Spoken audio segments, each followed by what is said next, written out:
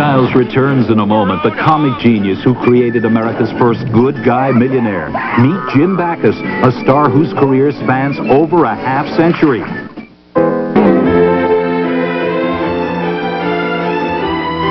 He played television's first lovable snob. Jim Backus brought Thurston Howell III to life as the shipwrecked millionaire, doggedly maintaining his super-rich standards by allowing us to chuckle at his airs and graces amid impoverished circumstances. He actually humanized the much-maligned wealthy. How he hated doing without his power, privilege, and prestige.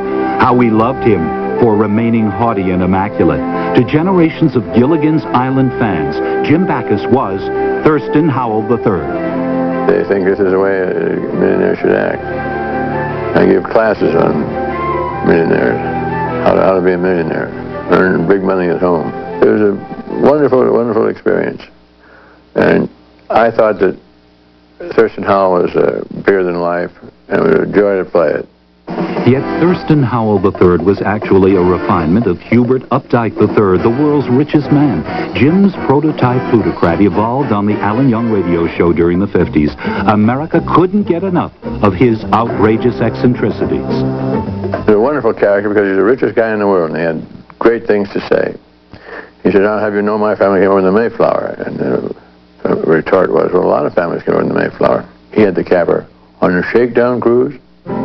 Playing a millionaire quickly helped Jim become one. His own family tree might not measure up to either of his characters, but he and wife Henny long ago established themselves in very rich, very exclusive Bel Air, California. Thurston Howell III would approve. There's a great deal of similarity, and that's brought about by Henny. Henny lives in the grand style, and we have been fortunate enough to make a pretty good living, and we like the good things. I think it's fun to have the good things, but you got to share them. It's kind of a Berlin ghetto. It's you find yourself insulated here. No pavements, no sidewalks, so you don't see anybody walking, and you don't are not running next door because next door is a moat or a big fence or something. Though quite blasé about being surrounded by superstar and mighty mogul neighbors, Jim was nonplussed for a moment when a special couple moved nearby. Then he recalled the wit and wisdom of Thurston Howell III. I could say that there goes the neighborhood. It's too easy a joke. Like, I'll go up and borrow a cup of money from him. Through the years, Jim brought to life a slew of classic screen roles, yet only die-hard cartoon buffs know to credit him for the most celebrated character of his career. Roadhog! Here at once, and of course, who could mistake the voice of blinkering, blundering Mr. Magoo? Oh, Magoo, you've done it again. By George, and I've got the money to buy George. Everyone has a Magoo in their family.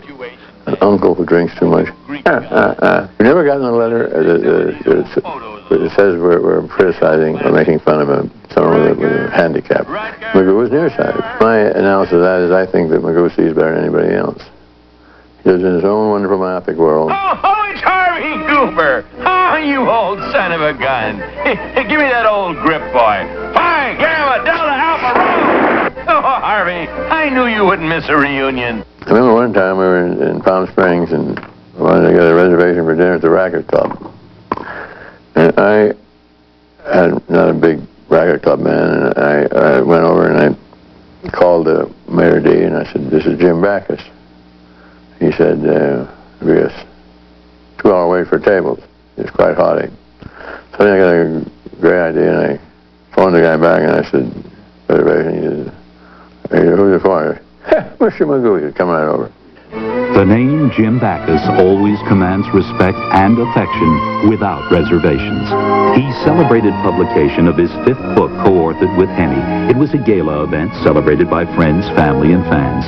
As Gilligan's Island approached cult status, devotees of the show and its cast finally figured out that Jim's devoted wife actually was seen in the cameo role. You've got to look quick, but there's Henny.